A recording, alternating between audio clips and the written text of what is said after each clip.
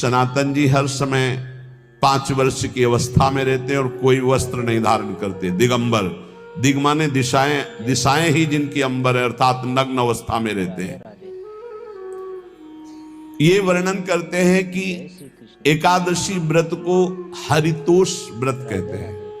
भगवान की प्रसन्नता के लिए, हरिजू की प्रसन्नता के लिए एकादशी व्रत रहा जाता है। प्रायः समस्त वैष्णव जन रहते हैं। जो रसिक जन प्रियाजू के चरणों के अनन्य हैं, उनका एक ही व्रत है, श्यामा श्याम की 8 पहर उपासना करते हुए अपने मन वृत्ति को श्यामा श्याम में समर्पित करना। पर जो एकादशी व्रत रहते हैं परम धन्य है, वो हरितोष व्रत है। अब एकादशी व्रत का नियम क्या है और कैसे एकादशी व्रत का फल मिलता है, कई बार चर्चा हुई।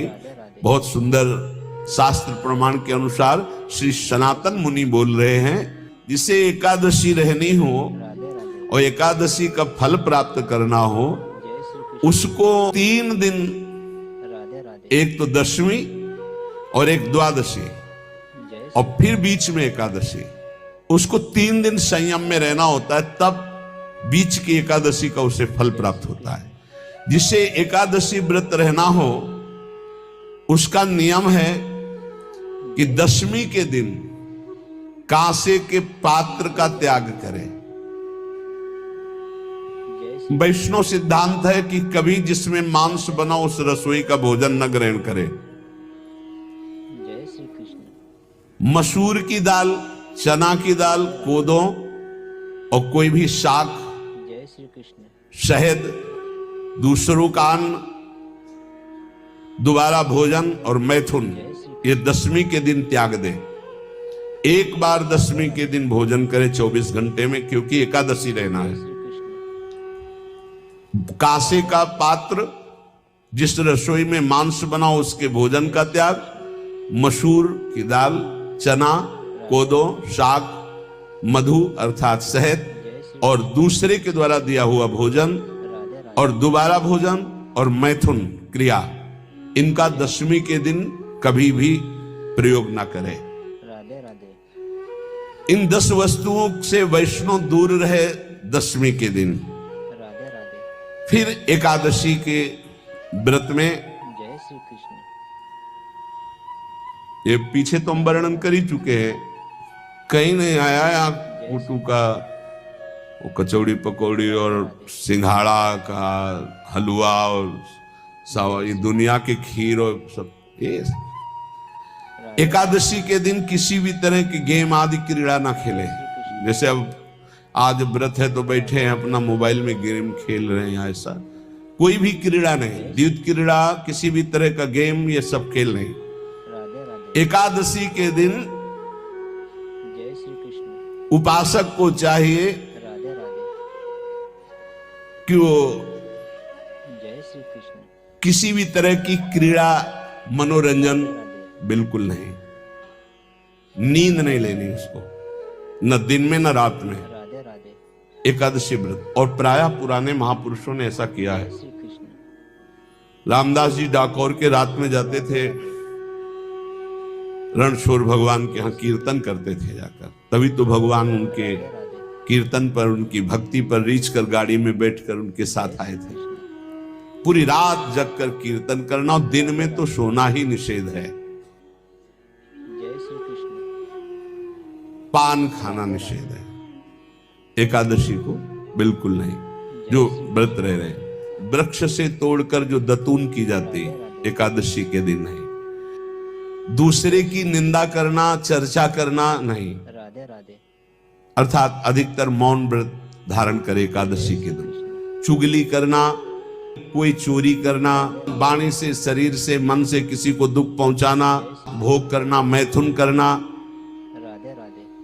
किसी के ऊपर गुस्सा करना, झूठ बोलना, एकादशी के दिन ये नहीं करना चाहिए।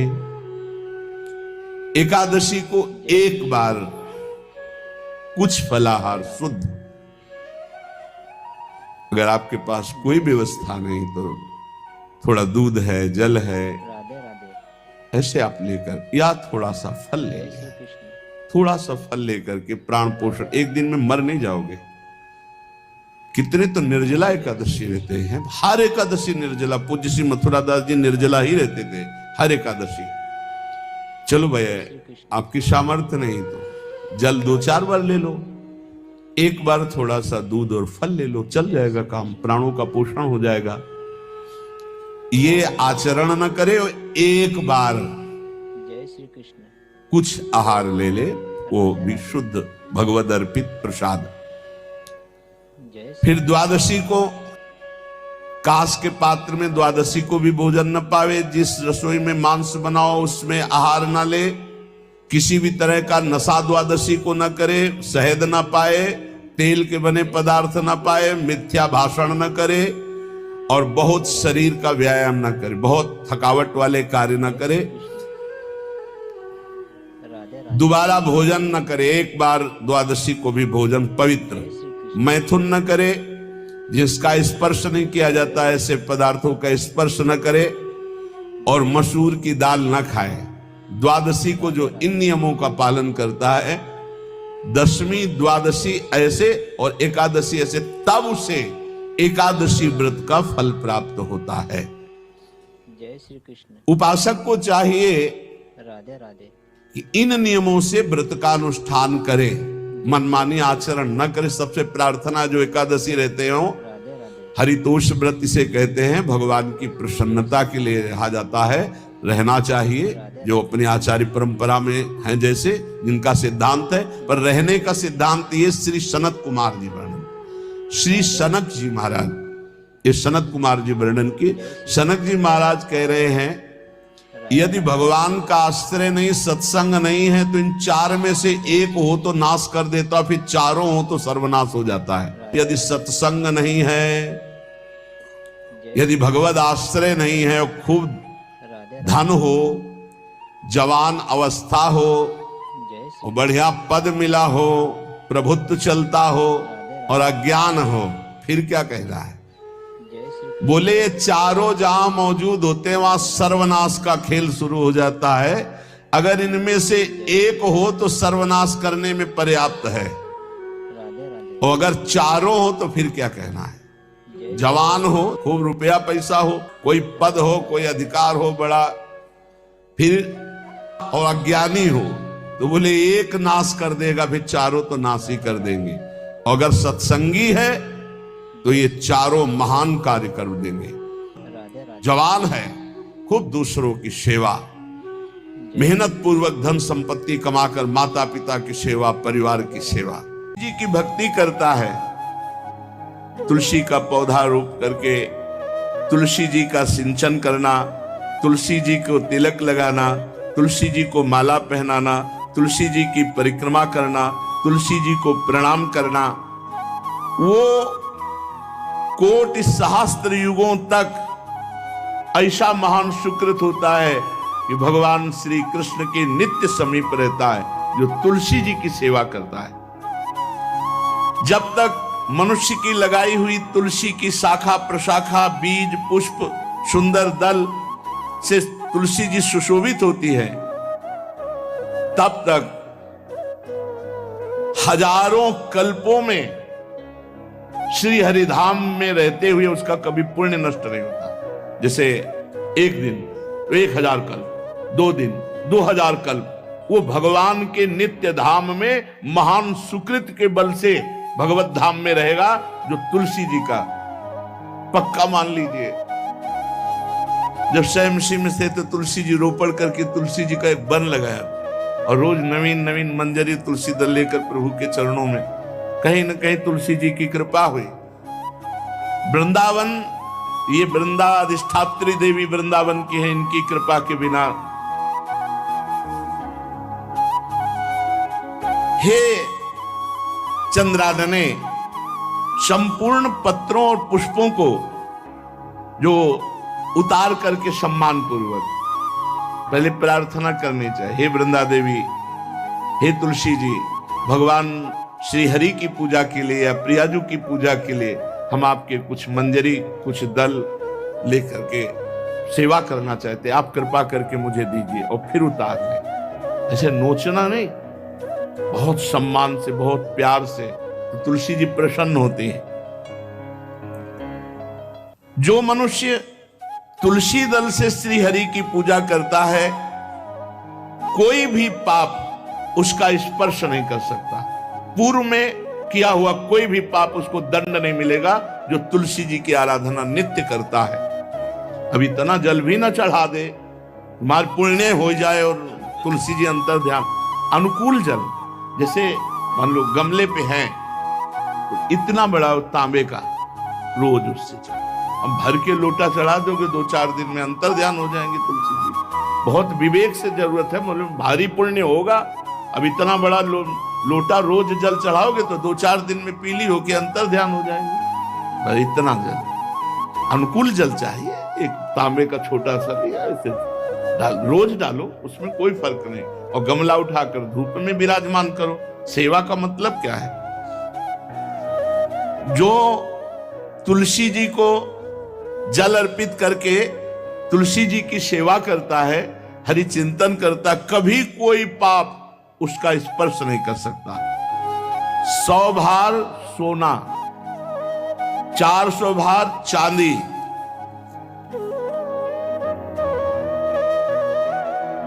का जो दान करने का फल होता है, वो एक तुलसी दल उतार, जो अपने द्वारा लगाई हुई तुलसी दल, वो हरि के चरणों में अर्पित करो। ये 100 भार सोना और चांदी बराबरी नहीं हो सकती। कितना महत्व है। जो रोज तुलसी दल चयन कर, द्वादशी को न चयन करे। द्वादशी को मतलब बहुत बड़ा अपराध लगता है तुलसी दल का, इस मतलब तुलसी के वृक्ष का भी स्पर्श न करे।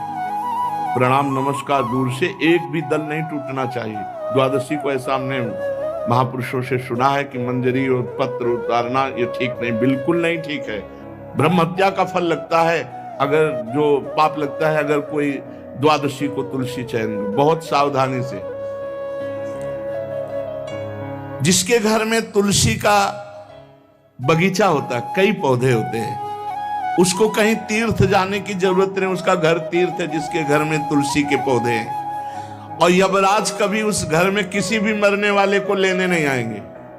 जिसके घर में तुलसी, लगा लो भैया तुलसी लगा लो घर में, काहे को यमराज को आने दोगे? सबके घर में तुलसी। कितना सुंदर पहले था। घर में आंगन होते थे, आंगन में एक बहुत बड़ा, और फिर उसमें तुलसी जी, और फिर उसमें 2-4 नर्मदेश्वर और शालिग्राम ऐसे, और फिर घर का हर व्यक्ति जल चढ़ाना, प्रणाम करना, नमस्कार करना, 4 पर। कितनी पवित्र पद्धतियां हमारी थी। जब रसोई बने पहली गाय के लिए, फिर कुछ पक्षियों के लिए, फिर कोई संत महात्मा, कोई भिक्षु, ऐसा कितना पवित्र व्यवहार। अभी यहाँ जैसे हमने देखा है, ये रसोई बन रही ना, तो धुआं नहीं खत्म होने पाता, वो ही सब अपवित्र किए हुए हैं। राक्षसी बुद्धि आती चली जा रही। तुलसी जी, ये भागवती को वस्तु है। हमें लगता है बालकनी तो होती ही, बढ़िया बालकनी में कैसा उठाने धरने वाला स्टैंड लोहे का रखो कि तुलसी जी को विराजमान कर दो। जिसके घर में तुलसी जी विराजमान होती, उसके घर में यमराज कभी नहीं जाते। जो तुलसी जी का सेवन करता है, उसकी सारी कामनाएं तुलसी जी पूर्ण कर देती है। तुलसी जी को लगाना, तुलसी जी का पालन करना, तुलसी जी को सिंचन करना, तुलसी जी का दर्शन करना, तुलसी जी का स्पर्श करना, मनुष्य के द्वारा जो मन, वाणी और शरीर से पाप हो गए, सबको तुलसी महारानी क्षमा कर देती है, दग्ध कर देती है। पुष्कर आदि तीर्थ, गंगा आदि परम पावन नदियां, ये सब जो स्नान आदि, अवगाहन आदि करने का फल देते हैं, वो केवल तुलसी जी घर में विराजमान है, उसको फल मिल जाएगा। कितने बढ़िया। जो तुलसी जी की नवीन मंजरी प्रभु के चरणों में अर्पित करके प्रणाम करता है, वो चाहे कितना भी अपराध किए हो, वो कभी यमपुरी को नहीं देखेगा, कभी यमराज के पास नहीं जाएगा। जो मनुष्य तुलसी काष्ठ का घिसा हुआ चंदन लगाता है, उसके सारे संचित भस्म हो जाते हैं, और क्रियमाण जो वर्तमान, वो कभी उसको बांध नहीं सकते। तुलसी जी का काष्ठ का घिसा हुआ चंदन। जिसके घर में तुलसी की छाया होती है वहां पितरों को अपने आप कल्याण प्राप्त हो जाता है। जो श्राद्ध करने से लाभ मिलता है पितरों को, घर में तुलसी लगा के जो तुलसी की छाया बड़ा पितरों को तृप्ति मिलती है। चतुर्भुज ब्रह्मा जी सारंग धनवा श्री हरि के महामहिम स्वरूप की अनुभूति करने के लिए भी कहा है कि तुलसी जी का महान महात्म्य, अगर तुलसी जी का सेवन करे तो भगवान श्री हरि की महिमा को जान जाएगा। स्त्री हो या पुरुष, पुरुष नपुंसक नारीवा जीव चराचर कोय, सर्व भाव भज कपट तज मोह परम प्रिय सोय। शरीर वर्दी है, हमारी पोशाक है, हम सब एक हैं, आत्मस्वरूप है, कुछ अलग नहीं है। शरीर केवल पांच भौतिक है तो सबका पांच भौतिक है, उसमें चिन्ह है स्त्री पुरुष के, बस इसके लिए भगवान की आराधना निषेध थोड़ी है। जो स्त्री या पुरुष श्री तुलसी जी के काष्ठ के मन के बना, जैसे छोटी कंठी या बड़ी माला धारण करता है, श्री कृष्ण उसके बस में हो जाते हैं। यह है तुलसी जी की महिमा। परम सुहाग श्री कृष्ण मिल जाते हैं, और कौन सी हमें उपलब्धि चाहिए। हे गोप नंदिनी, तुलसी जी का सेवन करने से श्री कृष्ण वश में हो जाते हैं।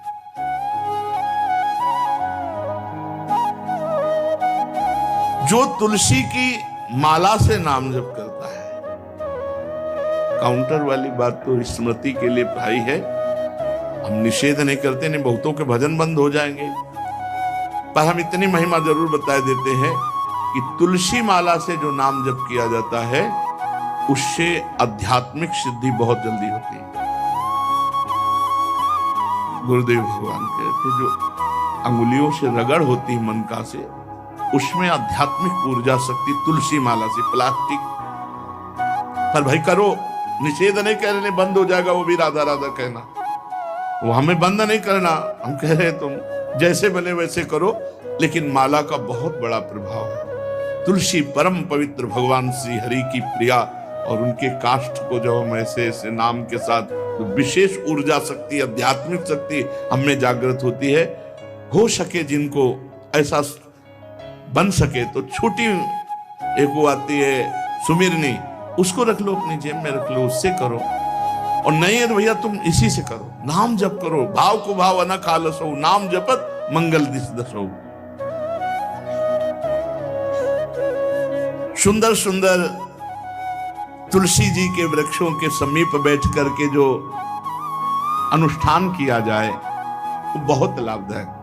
श्रीमद् भागवत का, गोपाल सहस्त्र नाम का कोई भी पाठ तुलसी जी के समीप विराजमान करके किया जाए, आचार्य को बुला करके तुलसी पूजन करना चाहिए, विविध प्रकार के अनुष्ठान, अरे तभी तो सब मंगल होता है। पहले था, हमने देखा है, 4 बजे माताजी दरवाजे के सामने लीपती, रोज का काम। जो पुराने घरों में देहरी के आगे आके 4 बजे लीप करके वहां अपना चौक पूर के दीपक जला, क्या पवित्रताएं थी, क्या मंगल था। जब किसी को निमंत्रण दिया जाता था सबके पैर धोए जाते थे, सुंदर बिछौना बिछा करके, और उसमें बैठकर पत्तल और रज के सकोरा कुल्हड़ ऐसे भोजन पाया। कितना पवित्रता, जो हमारी पूर्व पवित्रता थी, धोती कुर्ता चोटी, पवित्रता। अगर बाहर जाए तो पैजामा कुर्ता, ऐसे बहुत पवित्र पोशाकें थी, पवित्र आचरण थे, पवित्र खान पान था। घर में जाओ तो एक पवित्रता, एक किसी भी घर में ऐसा नहीं था कि देव मूर्ति न विराजमान हो, किसी भी घर में ऐसा नहीं था तुलसी जी विराजमान न हो, 1-2 गाय जरूर होती थी, पवित्रता।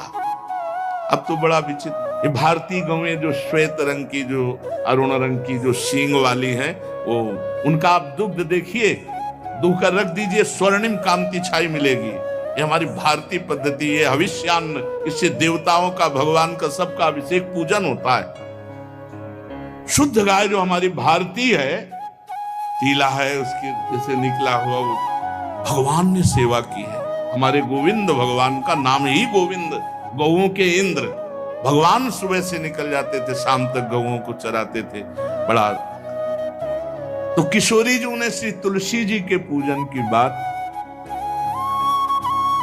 भगवान गोपियों से वादा किए थे कि अब तुम्हें अगली पूर्णिमा को रास, अब रास बिना रासेश्वरी के नहीं हो सकता।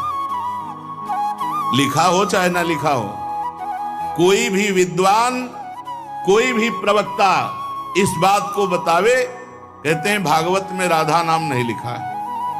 भागवत राधामय ही है। सांद्रानंद घन प्रेम मूर्ति किशोरी, बिना लाडली जू के कोई रास बता दे कहीं भी, कभी भी, कैसा भी। महारानी जू के बिना रासेश्वरी के रास हो ही नहीं सकता, लिखा हो चाहे ना लिखा हो। क्यों नहीं लिखा? याते श्री सुख प्रगट कियो नहीं, जहां बोले राधा तो समाधि लग जाती हो। यहां 7 दिन में तक्षक काटना है। श्री सुखदेव जी ने महारानी जी का नाम, हरिराम व्यास जी कह रहे, याते श्री सुख प्रगट कियो नहीं, जानि सार को सार परम धन, राधा नाम आधार। वैसे तो रोज संकेत वन में, पीछे हमने चर्चा की थी, प्रेम सरोवर में प्रियालाल मिलते थे नंदगांव वर्षा में। आज लालू ने एक नई लीला रची, गोप देवी लीला है। श्री लालजू महाराज प्रियाजू को रास के लिए उन्होंने सोचा एक बार छलिया रूप रख करके महल में प्रवेश करते हैं, देखते हैं लाडली जू पहचानती है कि नहीं, और कितना प्यार लाडली जू करती है। महाराज तो जो रूप धारण करे तो सभी सुंदर हैं, तो सुंदरता के समुद्र हैं। जब नकबेसर धारण करते ना, अंजन और घूंघट नीलांबर का, महाराज हृदय चूर चूर हो जाए, ऐसे सुंदर है। गोरी किशोरी भी चकोरी है जिनकी, नीलांबर धारण करके, और जिस समय लाली लगा के महाराज अपने राधा पी जी को कभी कभी जब आते हैं तो देखो ऐसा लगता है यार बलिहार है महाराज, जो रूप